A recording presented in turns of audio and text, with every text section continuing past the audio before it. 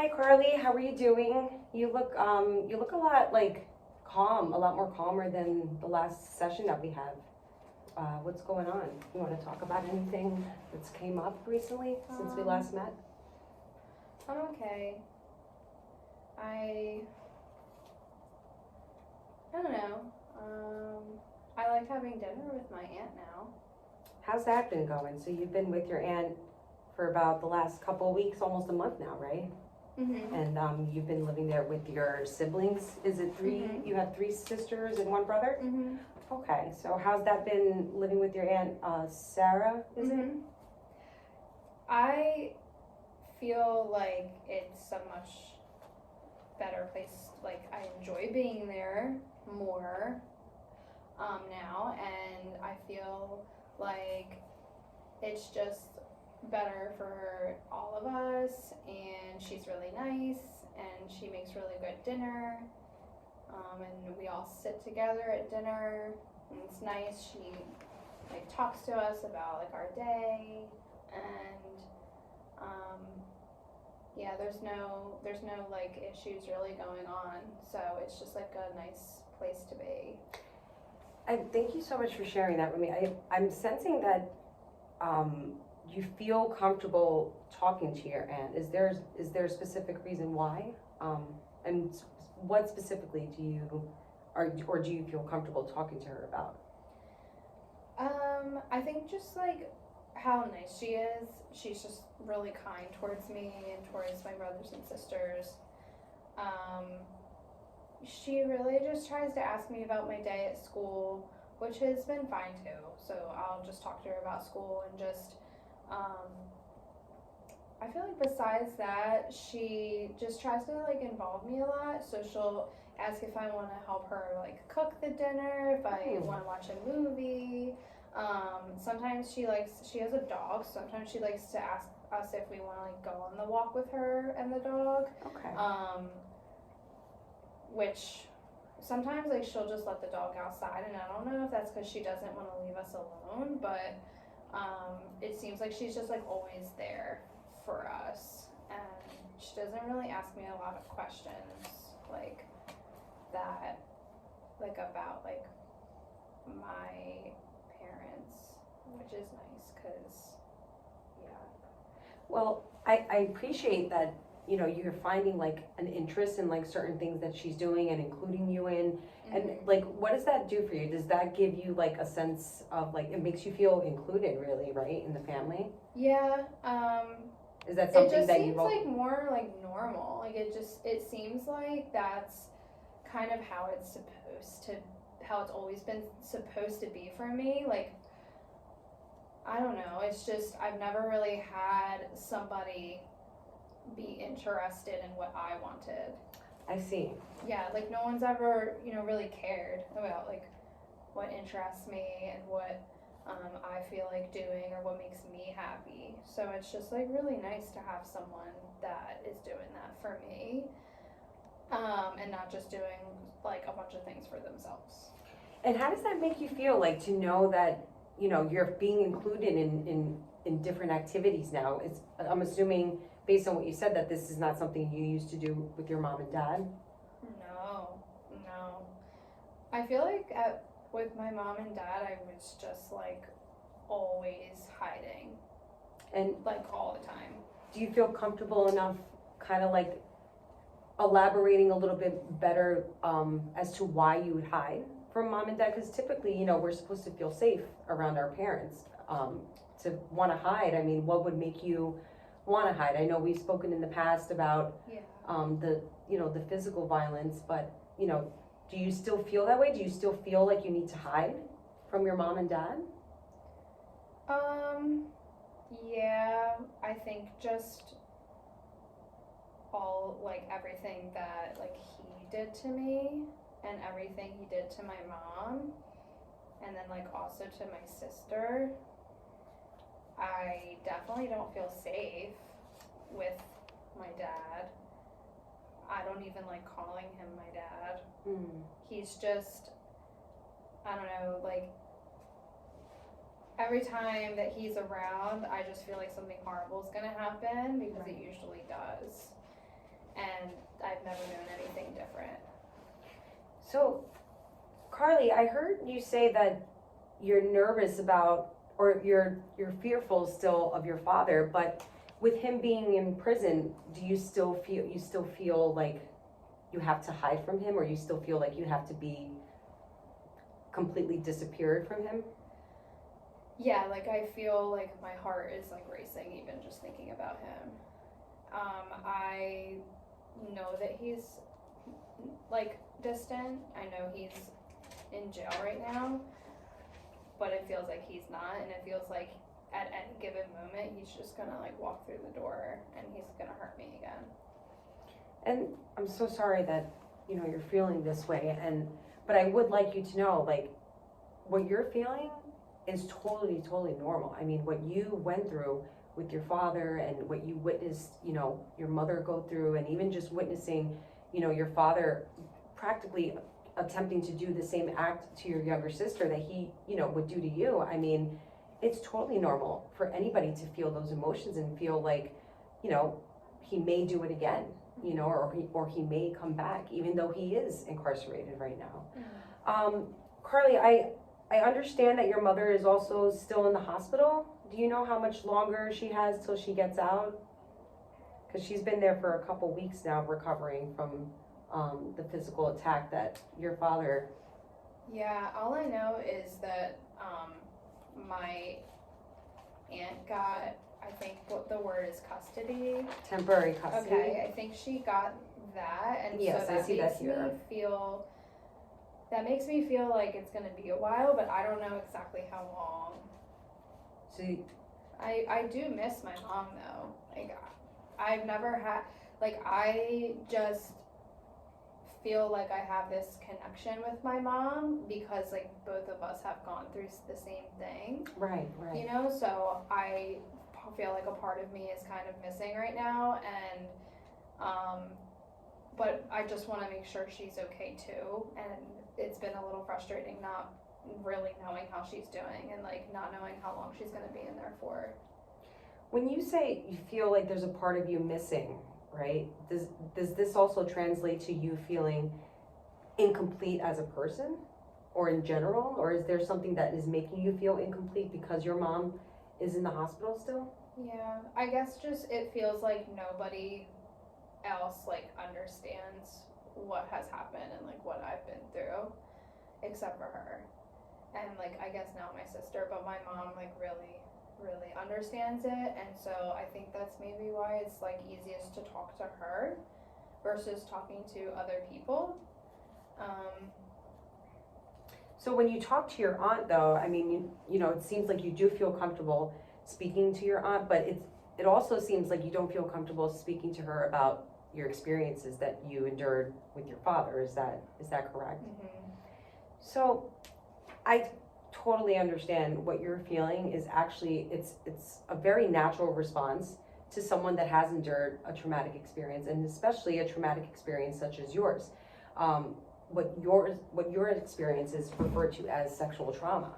And a lot of survivors, right, because you are a survivor and you are actively, you're navigating towards a path that is going to help you on your road to recovery. So what I'd like to point out and highlight is that, the last couple sessions we have been implementing cognitive behavioral therapy, which, in our primary intake, I mentioned to you, we kind of wanted to work together to kind of take back that power that you feel like you maybe never had as a child, and even going into, young adolescent. And you're a junior in high school, is that correct? You're Mm-hmm. 16, so you're a junior. This is a very important year because this is the second to last year before you go out into the real world, right? And what I really would like to focus on in today's session, I really want to work on just allowing you to have that power in a more creative way. As I was reading through your record, I noticed that you have taken an interest in some new like art activities and stuff. How have you been creative? Is that something that you've always done, or is this something new? Yeah, I think it's just something that I feel like I can just, I don't know, just kind of it makes me feel like just away from everything, and like it's just me and the art. And it's also just every single time that I use art, there's a part of me that feels better. Like I feel like you mentioned like a path of healing, and like I feel like every single time I do art, I come out of it feeling a little bit more healed. And I don't even know exactly how that's possible. I don't know how that works, but that's just like a feeling that comes inside of me. Okay. So I just assume that's a good thing.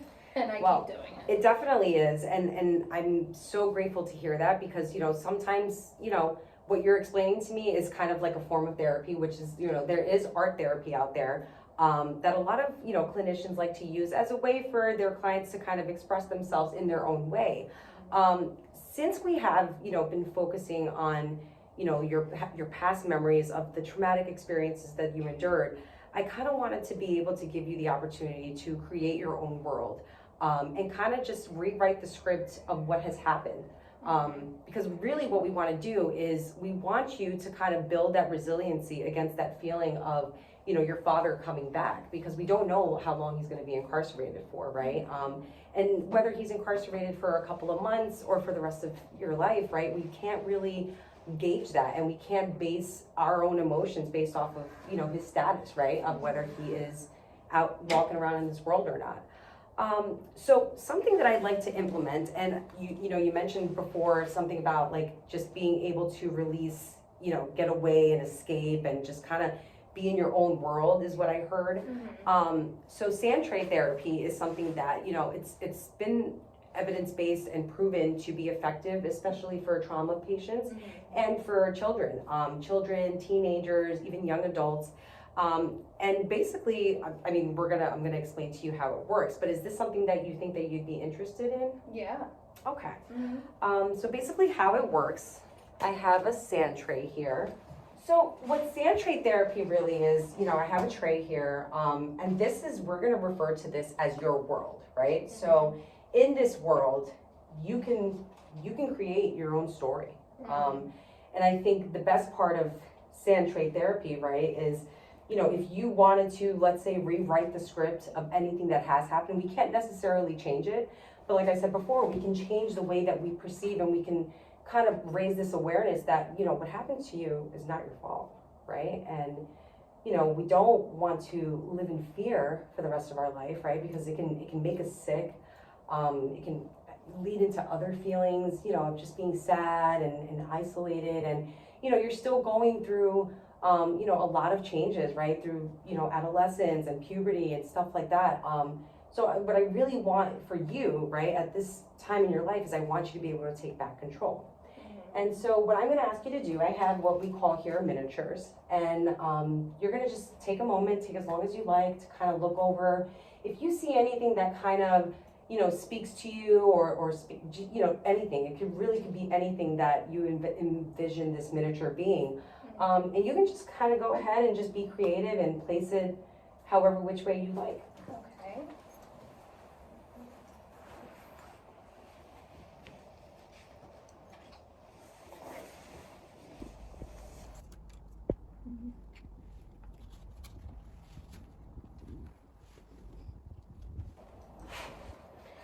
All right, so that was pretty good. I feel like you kind of took like a good amount of time to kind of construct this. So kind of explain to me like what's going on here. Well, I chose that girl as me because she has blue hair, and I like that, and I feel like that makes her different, and I feel different from like anyone ever. So I don't know, she just felt like me when I looked at her. This is supposed to be my mom. Ironically, my mom has blonde hair, so that worked out. And then put her next to me. And then there was another girl here, so I decided to put my sister. I put us together on this side because I just like feel like we're just like really closely tied together. And like I love my brothers too, but I just feel like the closest, I think, to my sister and my mom. And I saw that there was this word trust here, and so I kind of like made that our little barrier, and I put like the trust in front of us. And yeah, like I just wanted it in front of us. They felt like we were like safe back there, and we like put a little thing in front to protect us. It's And very then powerful. This person, all in black, looking scary, reminded me of my dad, to be honest, so I chose him. I used these pens as bar cells. Ooh. So I put like the prison bar cells like in front of him. So he's like blocked in his own little corner. This is very, very creative, in my opinion. I'm seeing a lot here just based on your perception of how you see yourself and your mom and your sister and even your father. Can you please just explain, like, there's no space here between the trust and the prison bars? Is that something that you feel like kind of symbolizes the distance that you have going on right now with your father? Yeah, if the box was bigger, he would have been more far back. Interesting. Yeah, I was trying to like literally put like, actually I didn't notice this till now, but like our little dolls are literally like backs against the edge here. Like we're like, I tried to push them back as far as I could, and I didn't realize I was doing that until now. And how does that make you feel, like now that you're perceiving that as, you know, your mother and your sister's backs are up against the wall essentially, right?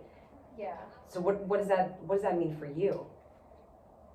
It just stinks because I feel trapped. Even just like doing that just made me like feel that emotion come up. Like I just feel so trapped, and like I have to hide, which I again didn't even realize I was doing until we're talking about it. But like I like hid her behind that sign that I put there. So you mentioned the word trapped, right? Mm-hmm. And this is kind of like what it would look like for you. Would you be willing to show me what it would look like if you didn't feel trapped? Yeah. Okay. Yeah. I'm gonna put this here, and then I'm gonna put all of us on it in the middle. And I'm just gonna leave it like that. It's very interesting. So I noticed that you put the word trust at the center between, you know, the distance between your mother, your sister, and yourself and your father. And you actually moved all three of you closer to him, but the trust is your foundation, is what I'm seeing. How does that make you feel? Yeah. I kind of feel like I put like the trust in the center because I think that that's like where like the center of my universe should be, is just like surrounded by trust and feeling like safe. And these are the people that I do feel safe around, so I wanted them to be with me on top of that. But being closer to my dad, like again, like if the box was bigger, I actually was tempted on taking him out. Why not? You always could. This is your world. I don't know if I could take stuff out. Absolutely. Yeah, it's your no, world. then he's gonna go bye-bye. I don't want him in there. That's what my world looks like. How does that make you feel? Happy. Looking at this now. That makes me happy. Very interesting. So I see that there's a lot of strength behind your perception now of like what you envision, you know, your future to look like. And I really feel like this is something that we can continue working on to kind of see if this will help, you know, with those emotions, because we, like I said, we want to kind of redirect that feeling of fear and emotion, and we want to take back our power, and we want to turn that into more, you know, of a courageous feeling. Does that make sense? Mm-hmm. All right, Carly. I Well, liked this activity. did you like this activity? Is this something that you'd like to continue doing? Yes. Awesome. Okay.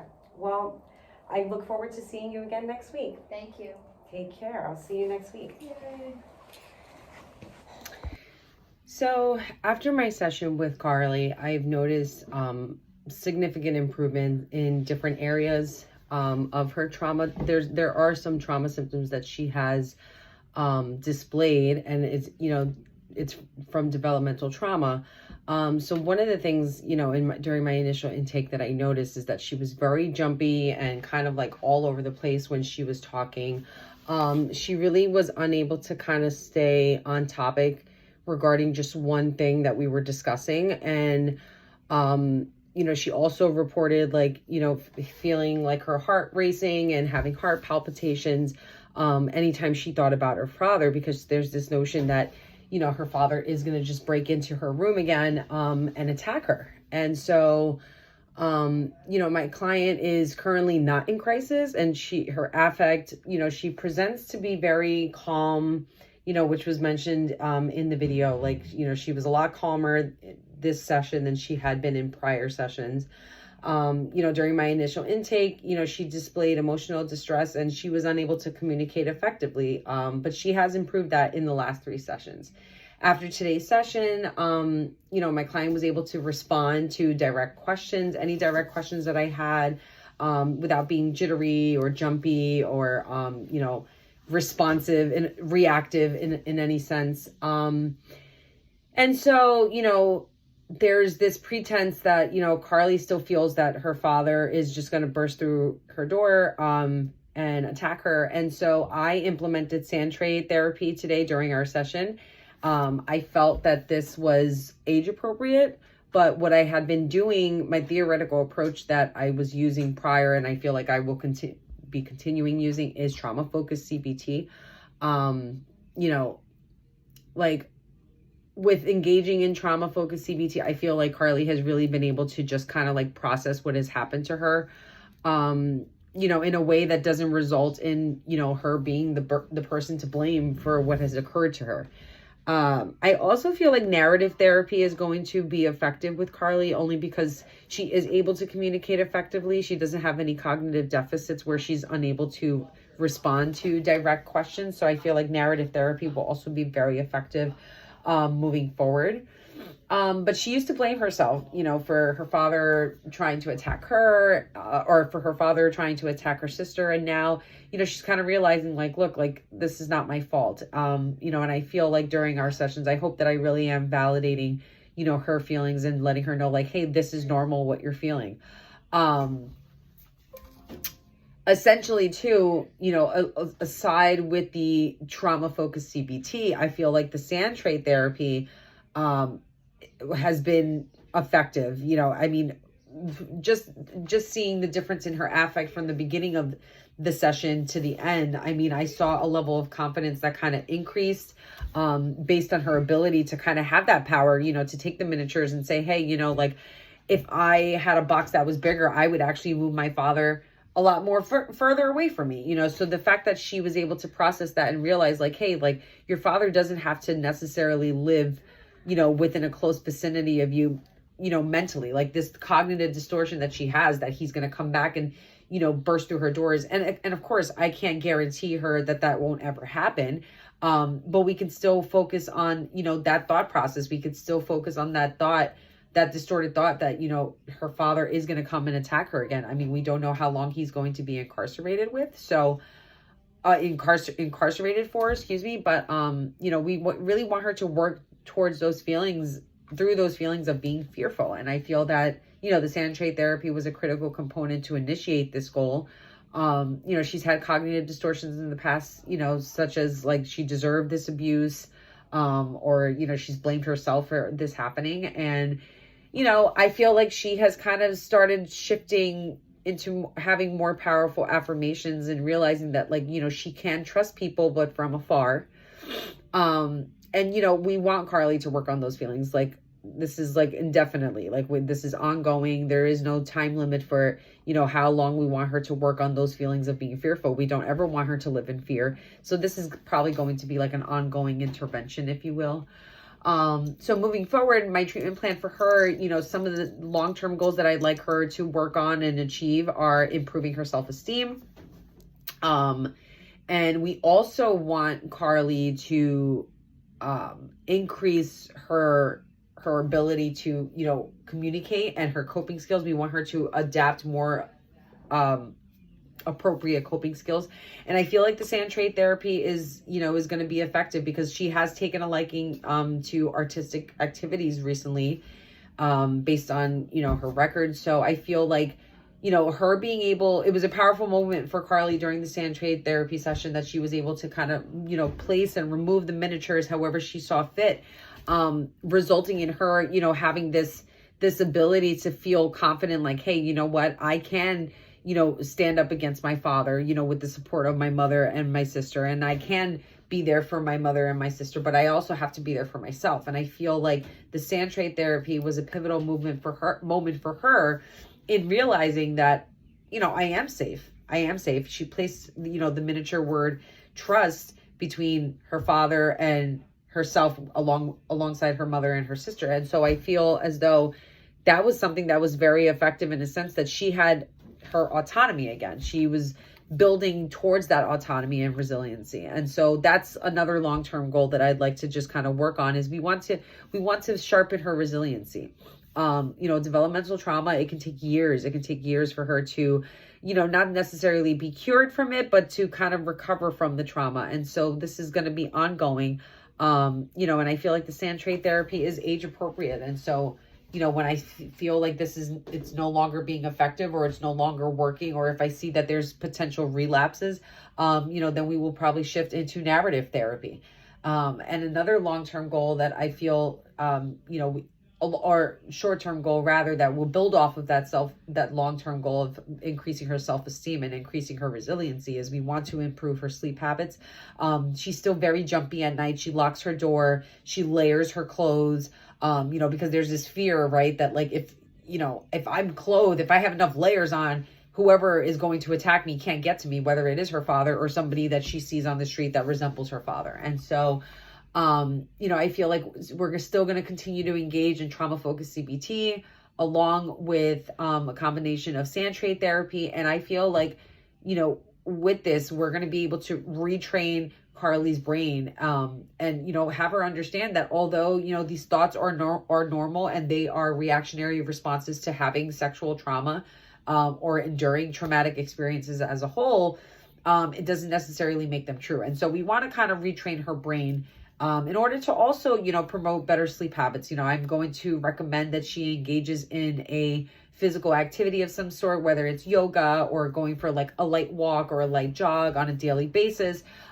just to kind of, you know, get the blood flowing, the body moving, and to get her, you know, to be tired, you know, by the time she's ready to go to bed. Like if you've exercised for 30 minutes at least once that day, maybe you'll increase your sleep habits. You know, getting some sun will also kind of like realign her circadian rhythm. You know, maybe her circadian rhythm is kind of off balance from all the trauma that she's endured. So, you know, just getting out there and getting some more vitamin D, natural sun.